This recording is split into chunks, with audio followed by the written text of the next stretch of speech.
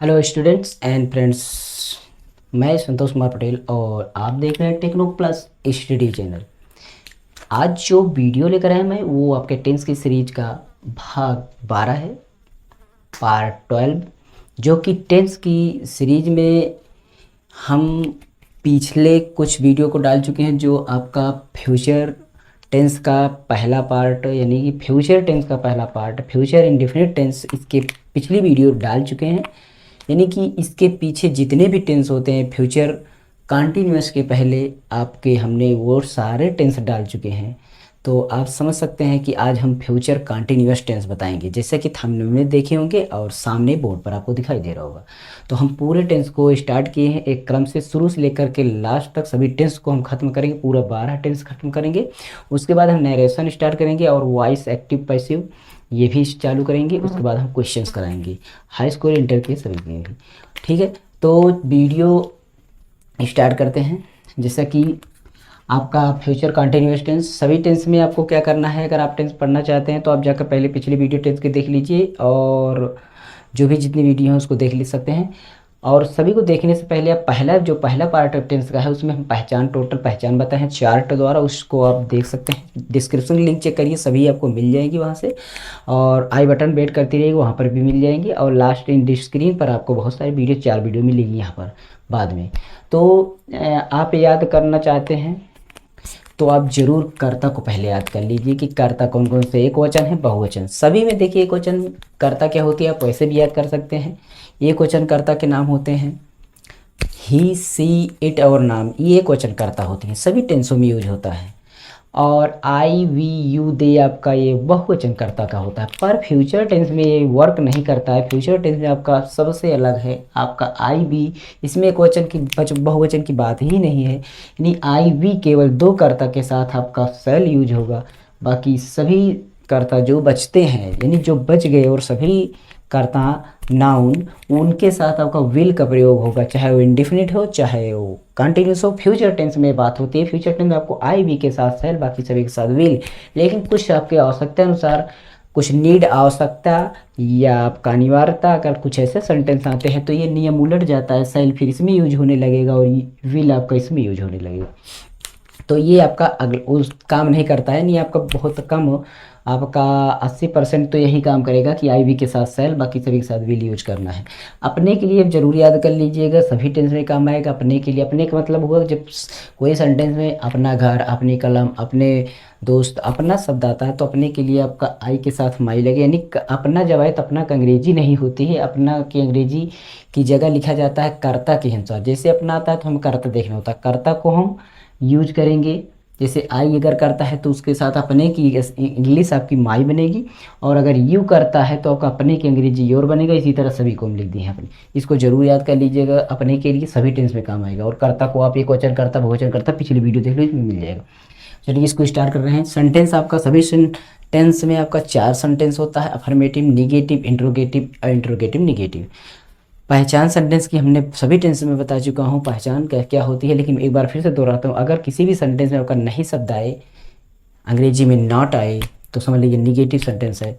और हिंदी है अगर उसमें प्रश्नवाचक चिन्ह आ जाता है, कुछ इस तरह से प्रश्नवाचक चिन्ह आ जाएगा, और आपका उसमें क्या, क्यों, कब, कैसे, कहाँ, क्या वाला, का वाला शब्द यूज होता है, और अंग्रेजी में WH वाला शब्द होता है।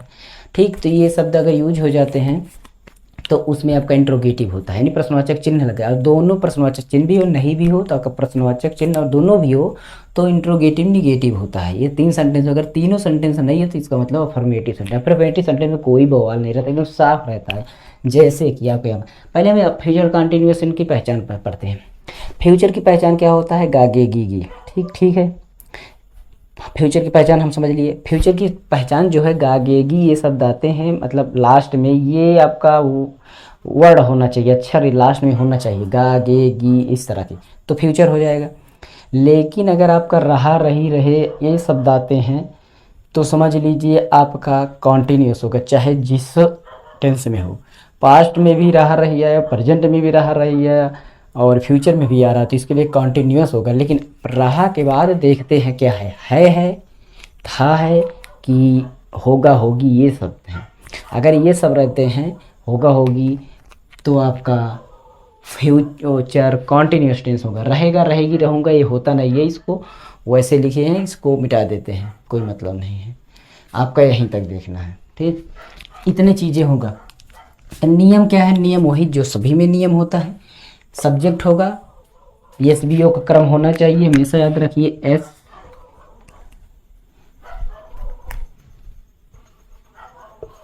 ये चल नहीं रहा है। एस बी ओ के क्रम में होना चाहिए। पहले सब्जेक्ट, फिर वर्ब, वर्ब में पहले हेल्पिंग वर्ब, फिर उसके बाद आपका main verb, am be main verb. ठीक, उसके बाद ऑब्जेक्ट। सब्जेक्ट आपका लिखा जाए कर्ता, फिर क्रिया, क्रिया में सबसे पहले सहायक क्रिया, पहले सहायता लीजिए, उसके बाद सहायता जब पा गए तो हम मेन काम करेंगे, मेन वर्ब। यानी वर्ब में दो प्रकार, पहले सहायक क्रिया हेल्पिंग वर्ब, फिर मेन वर्ब मुख्य क्रिया, उसके बाद ऑब्जेक्ट कर्म, ये यूज करेंगे। एक आपका क्रम है। लेकिन इसमें सहायक क्रिया जो सहायक क्रिया आपको विल भी शैल भी है। इंडेफिनिट टेंस में क्या था? शैल और विल, एक ही टेंस पढ़ना है, उसके बाद सभी का सहायक क्रिया मुख्य क्रिया याद हो जाती है, बहुत आसान होता। आप अभी इंडेफिनिट पढ़ते हैं तो विल और शैल का यूज होता था। अब इसमें देखिए कंटिन्यूअस है तो केवल विल और शैल के बाद बी लगा देना है। इसके बाद जो अगला सेंटेंस है शैल और विल के साथ कुछ दूसरा कुछ आ जाएगा, जैसे है वो, इस तरह की चीज़ें आ जाएंगी। तो इसमें क्या करना है? विल बी शैल बी का यूज करेंगे कर्ता के अनुसार। तो आई बी के साथ शैल बी और सभी के साथ विल बी यूज किया जाएगा।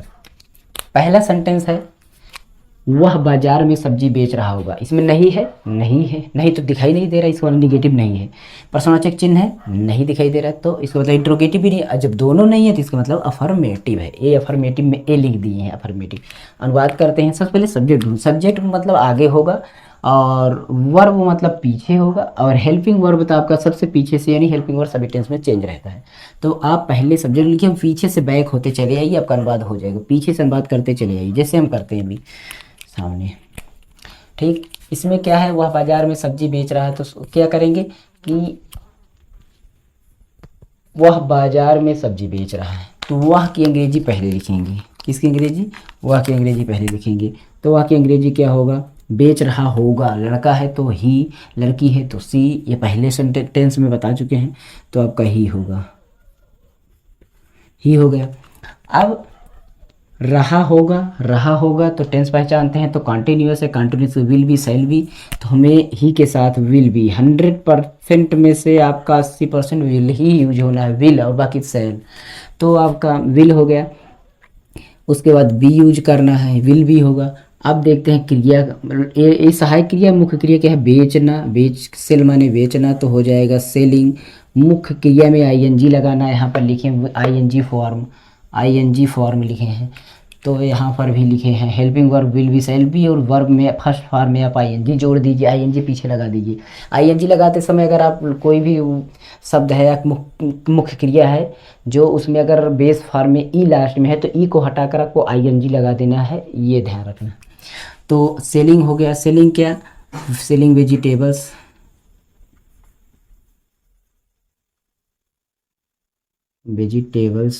सेलिंग वेजिटेबल्स कहाँ? देखिए पीछे से आ रहे हैं, बेच रहा क्या? सब्जी में, यानी इन, कहाँ? इन द मार्केट, द लगाना ही है। द, ए और एन का यूज बताएंगे अभी। मार्केट, ये हो गया। इसी तरह अगला पढ़ते हैं, तुम गाना नहीं गा रहे होगे। तुम करता है तो तुम की अंग्रेजी पर लिखेंगे, और नहीं शब्द आ गया तो निगेटिव हो गया, नहीं शब्द आएगा निगेटिव एन लिखे हुए हैं। तुम का हो जाएगा यू, और सहायक क्रिया है आपका विल बी शैल बी, तो यू के साथ क्या लगेगा? आई बी के साथ केवल शैल, बाकी सभी बात साथ आपका विल यूज कर लिए। और यहाँ पर नहीं है तो नाट कहाँ लगेगा? वी के पहले हमेशा नाट लगाना है, याद रखना है। वी के पहले नाट और फिर वी, तो विल नॉट बी। अब क्या है? मुख्य क्रिया पे आइए। गा रहे, सिंग माने गाना, तो सिंगिंग माने गा रहे होंगे। अब उसके बाद क्या? गाना, ए सॉन्ग, एक ही गाना गाया जाएगा इसलिए सॉन्ग, ये सॉन्ग होगा। ए एन और द का यूज हम बताएंगे कभी, ओके। क्या मैं मैदान में टहल रहा हूँगा, क्या मैं मैदान में, क्या से शुरू हो गया, इंट्रोगेटिव हो गया, प्रश्न पूछ रहा है तो interrogative sentence. First interrogative sentence दो प्रकार के होते हैं, फर्स्ट टाइप सेकंड टाइप। कभी भी आप मेरे टेंस को पढ़ेंगे तो आप फर्स्ट टाइप सेकंड टाइप लिखते हैं। फर्स्ट टाइप मतलब क्या से शुरू होने वाले, सेकंड टाइप मतलब जब बीच में प्रश्नवाचक शब्द कोई आए तो, क्या, क्यों, कब, कैसे, कहाँ, ये सारी चीज़ें। तो आपका फर्स्ट टाइप क्या से शुरू होना, बाकी जो बीच में आते हैं वो आपका सेकंड टाइप। तो आपका फर्स्ट टाइप में क्या से शुरू होता है तो उसकी अंग्रेजी नहीं लिखी जाती है, तो फिर क्या लिखी जाती है, तो आपको सहायक क्रिया आगे लिख दी जाती है। सहायक क्रिया आगे लिख दी जाती है तो क्या अंग्रेजी बन जाती है। सहायक क्रिया इसमें क्या है आपका, सहायक क्रिया हम कर्ता के साथ देखेंगे। कर्ता क्या है आपका मैं के साथ क्या लगता है, आई के साथ आपका सेल। इसका मतलब सेल पहले लिखा जाएगा, सेल। अब सेल केवल लिखा जाएगा, वी नहीं, वी साथ में नहीं जाना, केवल मुख्य क्रिया, मुख्य सहायक क्रिया की जो पहला पार्ट होता है वही आगे आता है। वी नून हो तो वो भी नहीं लिखा जाएगा, वी कुछ भी हो नहीं लिखा, केवल मेन पार्ट आगे का सेल लिख दिए। अब कर्ता को लिखते हैं क्या है, आई। आई आई हमेशा कैपिटल में होना चाहिए। और आई अब लिखते हैं वी, अब लिखते हैं वी, वी लिख दिए। नहीं, अगर ये नहीं होता तो आई सेल भी होता, इसलिए सेल आगे गया है, वी नहीं जाएगा। अब आते हैं मुख्य क्रिया में, टहल रहा हूँगा तो टहलना का क्या होता है, वॉकिंग, वॉन्डरिंग, कुछ भी लिख दीजिए, वैसे वॉकिंग ही लिख दे रहे हैं। वॉकिंग कहाँ, इन द फील्ड, इन माने में, द फील्ड माने मैदान, FIELD प्रश्नवाचक चिन्ह। क्या मैं मैदान में टहल रहा हूँगा, हो गया। अब सेकेंड टाइप चलते हैं, वो दिल्ली से कब, कब आ गया, इंट्रोगेटिव, इंट्रोगेटिव है सेकेंड टाइप क्योंकि बीच में है, आ रहे होंगे तो वो कब की अंग्रेजी, अगर जब बीच में आ जाए तो इसकी अंग्रेजी पहले लिखो, इससे भी सहायक क्रिया से भी पहले, यानी सेल बिल तो आएगा ही पहले, लेकिन इसकी जो बीच में प्रश्नवाचक शब्द आए उसकी अंग्रेजी पहले लिखते। कब की अंग्रेजी आपका वेन,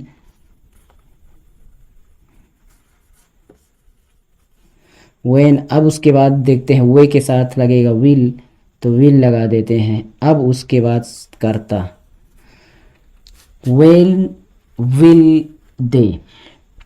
अब उसके बाद लिखते हैं कर्ता के बाद अगर वी है तो वी लगा दे रहे हैं, जिसमें नहीं होता है कुछ तो वहीं से हो जाए।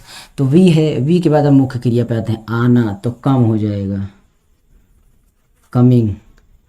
कमिंग कहाँ से, दिल्ली से। फ्रॉम, किसी चीज़ से अलग होने के लिए आपका फ्रॉम यूज होगा से के लिए, फ्रॉम दिल्ली, फ्रॉम दिल्ली। तो आपका ये हो गया, ठीक, फ्रॉम दिल्ली। तो आपका ये हो गया। अगला सेंटेंस बच रहा है, क्या आपके शहर में बारिश नहीं हो रही होगी, क्या आपके शहर में बारिश नहीं हो रही होगी। तो क्या से शुरू होने वाला ये प्रश्नवाचक शब्द बीच में भी आ सकता है कि आपके शहर में क्या बारिश हो रही होगी। तो क्या अगर बीच में आ जाता तो उसकी अंग्रेजी लिखी जाएगी। पहले देखिए क्या की अंग्रेजी नहीं लिखी जाएगी तो क्या लिखी जाएगी, प्रश्नवाचक शब्द में क्या अंग्रेजी नहीं लिखी जाएगी तो क्या लिखा जाएगा, क्या अंग्रेजी जब आगे रहे तब मत लिखिए। तो क्या लिखा जाएगा, आपका कर्ता के साथ जो सहायक क्रिया रहती है उसको लिखते हैं। तो आपके शहर में यानी आपका मतलब यू, योर शहर में। तो अब इसमें क्या है, सेल वेल का कोई पता नहीं चल रहा है। तो ये बारिश के लिए किसी भी सेंटेंस में हो, बारिश के लिए आपका ईट होगा, मौसम के लिए आपका ईट का प्रयोग होता है। तो ईट का यहाँ पर प्रयोग हुआ, बाकी आपको विल पहले लिखना पड़ेगा। तो आपको क्या करेंगे, विल पहले लिख देंगे क्योंकि विल सहायक क्रिया है, विल। अब देखिए आपके शहर में अगर यहाँ पर ये क्या बीच में होता तो क्या क्या अंग्रेजी लिखी जाती, तो वाट विल लिखा जाता है, विल से भी पहले। अब उसके बाद तो इट लगेगा, ये आपका कर्ता का काम कर दिया, विल, इट। अब उसके बाद विल के बाद बी आएगा, पक्का है तो जानते हैं, इट का कर्ता का काम कर रहा है। इट क्या होगा, उसके बाद कर्ता देखते हैं, बारिश नहीं हो रही है तो नाट यहाँ लग जाएगा पहले, क्योंकि नाट है निगेटिव है ना, नाट बी। रेनिंग, रेनिंग माने बारिश होना, बारिश होना, रेनिंग कहाँ, इन, इन आपके शहर एक कर्म के रूप में था, इसे कर्ता के रूप में नहीं था। क्या आपके शहर में, तो आपके शहर, आपका मतलब योर, किसकी बात हो रही है उसको देखा जाएगा किसकी बात हो रही है, योर सिटी,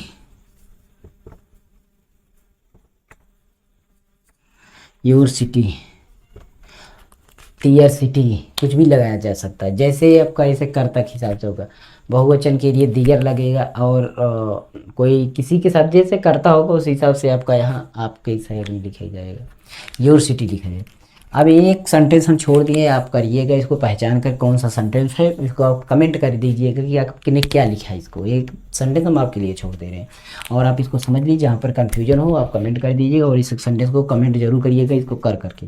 ओके, तो यही था आपका पूरा इस टेंस, फ्यूचर कॉन्टिन्यूस टेंस। इसके बाद future perfect tense next part होगा, बहुत जल्द ही हम ख़त्म कर देंगे पूरा टेंस। उसके बाद चलेगा आपका, हो सकता है narration, direct and indirect. Okay, indirect indirect आपको बेसिक तरीके से पहले समझाएंगे, एकदम बेसिक जैसे होता है उसको समझाएंगे। वो समझ में आ जाता तो अच्छी बात है, नहीं समझ में आएगा तो एक शॉर्ट ट्रिक बताएंगे, शॉर्ट आसान बताएंगे, जिससे आपको कोई एक भी अंग्रेजी नहीं आती तब भी आपको नरेशन सही करके आएंगे पेपर में। ओके, वो कर। तो वीडियो में इतना ही था, अगली वीडियो फिर आती रहेगी। हम हाई स्कूल और इंटर तक के, यानी कि आपको छोटे बच्चों से लेकर बेसिक जानकारी से लेकर हार्ड लेवल तक 12th तक की जानकारी के लिए हम अच्छे अच्छे टेक्नोलॉजी वीडियोज भी डालते रहते हैं। एजुकेशन पर्पज के हिसाब से आपका टेक्नोलॉजी वीडियो और एजुकेशनल वीडियो सभी पढ़ती रहती हैं। हम छोटे छोटे पार्ट्स बच्चों के लिए 5 6 7 8 सभी के बच्चों के लिए हम अच्छे अच्छे वीडियो लाते हैं एजुकेशन और टेक्नोलॉजी। तो आप बने रहिए मेरे चैनल पर, और अपने बच्चे को जोड़ सकते हैं, और अपने लाइक शेयर जरूर करिएगा, मेहनत को सफल बनाइएगा। और इस पर डिसलाइक लाइक जो बनी वो करिएगा, कमेंट भला या बुरा कुछ भी करिए लेकिन करिए जरूर। ओके, नमस्कार एंड धन्यवाद आपको देखने के लिए।